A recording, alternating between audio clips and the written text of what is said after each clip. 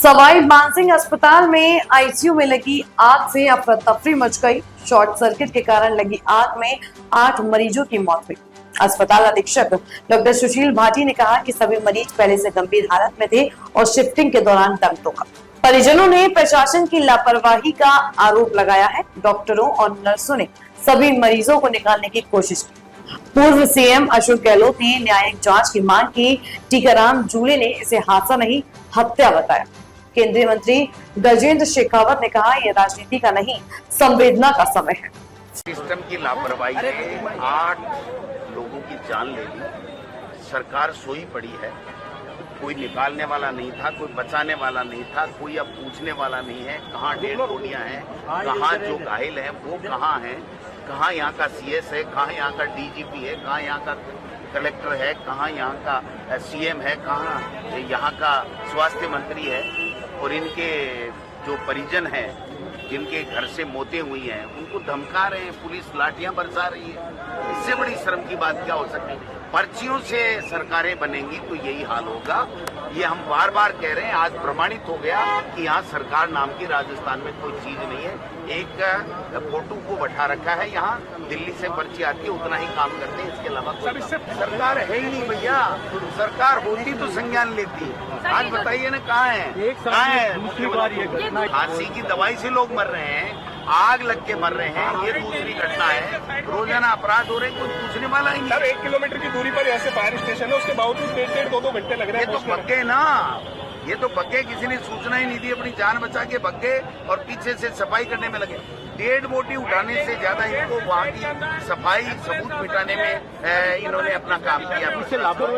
100% लापरवाही के सिस्टम ने हत्या की है 8 लोगों की। जिम्मेदार कौन है? जिम्मेदार सरकार है, मुख्यमंत्री है, चिकित्सा मंत्री है, स्वास्थ्य विभाग का तमाम जो जिम्मेदारान, जिनकी ये ड्यूटी थी कि उपकरण चेक करते, यहाँ पर कोई हादसा नहीं हो, अच्छा इलाज मिले, वो सब गायब हैं।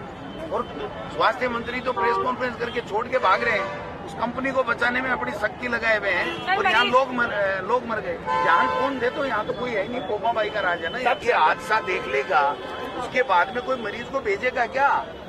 इस हॉस्पिटल में भेजेगा क्या? वो प्राइवेट में अपनी जेब कटाएगा। अपने लोगों को बचाना है तो अपना गहना, जमीन, मकान बेचेगा। ये हालात बना दी। कहाँ राइट टू हेल्थ की कानून लेकर के आए थे, कहाँ इन्होंने सारे हॉस्पिटलों के ताले लगवा दिए। अशोक गहलोत जी, नेता प्रतिपक्ष और मैं, और बैठ करके हम सरकार से बात करेंगे, 2 टूक बात करेंगे, आंख में आंख डाल के बात करेंगे। अगर फिर भी सरकार इनको न्याय नहीं दिलाती है तो बड़ा आंदोलन किया जाएगा। इस सरकार के भरोसे सब कुछ छोड़ रखा है और सरकार जो है वो मैं समझता हूँ राम भरोसे चल रही। उड़न खटोला सरकार हुई पड़ी। अभी भी मैं देख रहा था कि मुख्यमंत्री जी ने दिल्ली का दौरा कैंसिल करके एसएमएस के अंदर आए, अच्छी बात है, लेकिन आज भी दिल्ली का दौरा कैंसिल किया। ये दिल्ली के दौरे कितने चलेंगे? दिल्ली के दौरे की बजाय अगर एसएमएस के दौरे हो, स्कूलों के दौरे हो, जो सरकारी योजनाएं चल रही उनकी मॉनिटरिंग हो, तो मैं समझता हूँ ये राजस्थान अच्छे से चल पाएगा। अगर ये लोग काम नहीं कर पा रहे हैं तो इन लोगों को इस्तीफा दे देना चाहिए।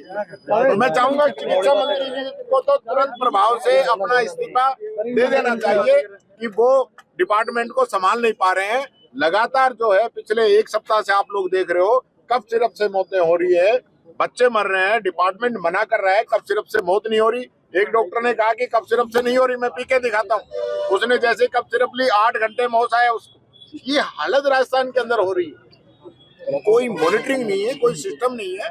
मैं मुख्यमंत्री जी से निवेदन करना चाहूंगा कि दिल्ली के चक्कर छोड़ो। मैंने पहले भी कहा है, विधानसभा में भी कहा है, कितना दिल्ली जाओगे?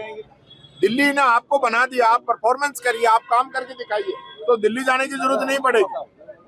आज लगातार हादसे पे हादसे होते जा रहे हैं। यहाँ पर मृतक अब धरने पर बैठे हुए हैं, मुआवजे की भी मांग कर रहे हैं। मृतकों के परिजन जो है, मुआवजा मिलना चाहिए, मुआवजा मिलना चाहिए। सरकार, जो चिकित्सा मंत्री जी है, उनका इस्तीफा होना चाहिए। जो दोषी कर्मचारी है, जिनकी लापरवाही रही है, उन पे कार्रवाई होनी चाहिए। जिन कर्मचारियों ने इसकी ऑडिट भी की होगी, मेंटेनेंस भी होती है, सारे जो इसके मानक हैं वो भी चेक करते होंगे। इसका मतलब ये थोड़ी है कि शॉर्ट सर्किट 1 मिनट में हो गया होगा। कहीं ना कहीं कोई कमी रही होगी, केबल कमजोर है, लोड ज्यादा है, घटिया क्वालिटी के स्विच लगे हैं, कुछ ना कुछ तो मिलेगा। ऐसे थोड़ी ना होता है शॉर्ट सर्किट ऐसे हो जाएगा, फिर तो सब जगह ही हो जाए। टूरिज्म मंत्री कहाँ है अभी तक ये तक नहीं पता और ना ही यहाँ पर पहुंचे अभी। नहीं, निश्चित तौर पर मैं कह रहा हूँ कि इतना बड़ा हादसा हुआ है। आप देखिए, मैं अभी याद कर रहा था उस हादसे को, जो टैंकर पलटा था जिसके अंदर सैकड़ों के आसपास लोगों की मौत हो गई थी। वो भी तो हम लोगों के द्वारा ही जो कट बंद नहीं किए थे, उसके बाद भी तो कट बंद किए। तो जो प्लानिंग पहले होनी चाहिए, सरकार की मॉनिटरिंग होनी चाहिए कि हम हादसों को कैसे रोकें। हादसे होने के बाद में तो आप क्या करोगे, संवेदना जताएंगे और मुआवजे की कुछ घोषणा कर देंगे और उसके बाद छुट्टी, जांच आयोग बना देंगे, टीम गठित कर देंगे। हमने जांच कमेटी बना दी है, वो जांच कमेटी की रिपोर्ट जब तक आएगी जब तक सब लोग इसको भूल जाएंगे। ऐसी क्या इस सरकार का काम है जो लोगों की जान से खेल रही है। चारों तरफ जो है हाहाकार मचा हुआ है। मैं कहना चाहूंगा तुरंत प्रभाव से जो मृतक है उनके लिए मुआवजा की घोषणा सरकार करे। चिकित्सा मंत्री जी इस्तीफा दें, नहीं तो मुख्यमंत्री जी उनका इस्तीफा लें, और जो दोषी अधिकारी कर्मचारी हैं जिनका इसके अंदर नेग्लिजेंसी रही है उन पे सख्त कार्रवाई हो। जब तक सरकार सख्त कार्रवाई नहीं करेगी तब तक मैं समझता हूँ काम चलने वाला नहीं है। कोई मॉनिटरिंग नहीं है, कोई चिकित्सा विभाग के अधिकारी कहीं नजर नहीं आते। कौन मॉनिटरिंग कर रहा है, कौन इस सारी चीजों को देख रहा है, कौन दौरे कर रहा है, कौन लापरवाह लोगों पे कार्रवाई कर रहा है, कुछ समझ में नहीं आता। क्या मजाक बना रखा है इस सरकार का। लोग कहते हैं सरकार नहीं सर्कस चल रहा है। कर रहा हूँ, ये क्या चाहते हैं क्या नहीं चाहते हैं। हम चीफ सेक्रेटरी से सीएम को फोन लगाया है, लिखवा दिया उनके यहाँ पर, बात करना हम चाहते हैं। हम इसी काम में लगे हुए हैं। हमें बहुत दुख इस बात का है कि जांच की बात कोई नहीं कर रहा है। ये जो परिवार वाले बैठे हुए हैं, ये कहते हैं हमारी जो बॉडी है लाश वो कहाँ है पता नहीं उसका। ऐसा कभी नहीं हुआ आज तक। कम से कम मंत्री, मुख्यमंत्री या कोई आदमी को बुलाए, बातचीत करे, भाई इतना बड़ा हादसा हो गया, हम भी दुखी हैं आपकी तरह, हम चाहते हैं कि जांच करवाएंगे, आपको न्याय दिलाएंगे। ये चार शब्द कहने वाला कोई हो नहीं हो, वो भी नहीं यहाँ पर। इससे दुखद बात क्या हो सकती है। इसलिए मैंने कहा न्याय जांच क्यों हो रही है यहाँ पे, जुडिशियल इंक्वायरी होगी, मालूम पड़ेगा कि जिस स्तर पर लापरवाही हो रही है वो तो कोई देखे। झालावाड़ में स्कूल में बच्चे मर गए, कहते पहले उन्होंने वार्न किया 1 महीना पहले कि भाई छत गिर सकती है, परवाह नहीं करी गई। तो ऐसे ही मामले में एक अलग तरह से जांच होनी चाहिए। इतनी बड़ी घटना यहाँ पे हो गई है, बैठे यहाँ पर परिजन रो रहे हैं, बेचारे रो रहे हैं। अलग अलग घटनाएं किससे बता रहे हैं। किसी की माँ चली गई है, वो आदमी बोलने की स्थिति में नहीं रहा है। किसी 24 उम्र का भाई चला गया, वो क्या मेरी माँ को मालूम नहीं, घर वालों को चला गया वो। अब मैं क्या मुंह लेके जाऊंगा अपने घर पे कि मैं मेरी भाई की लाश लेके आया हूँ। ये स्थितियाँ बनी हुई है, इसको हम संभाल रहे हैं। ये कह सकते हैं परिजनों को धमका भी रहे हैं, परिजनों को धमका रहे हैं। हाँ, परिजनों को धमका रहे हैं। उनके घर जाके पुलिस वाले उनको धरना हटवाओ वहाँ पे। ये तरीका गलत है। देखो, इनसे बात ढंग से करनी चाहिए। खबरें जो आपको जोड़ती हैं सीधे हमसे,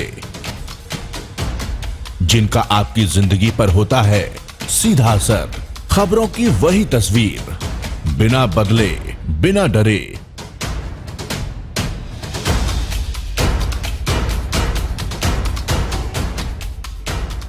सच का जज्बा लिए सच दिखाते हैं हम,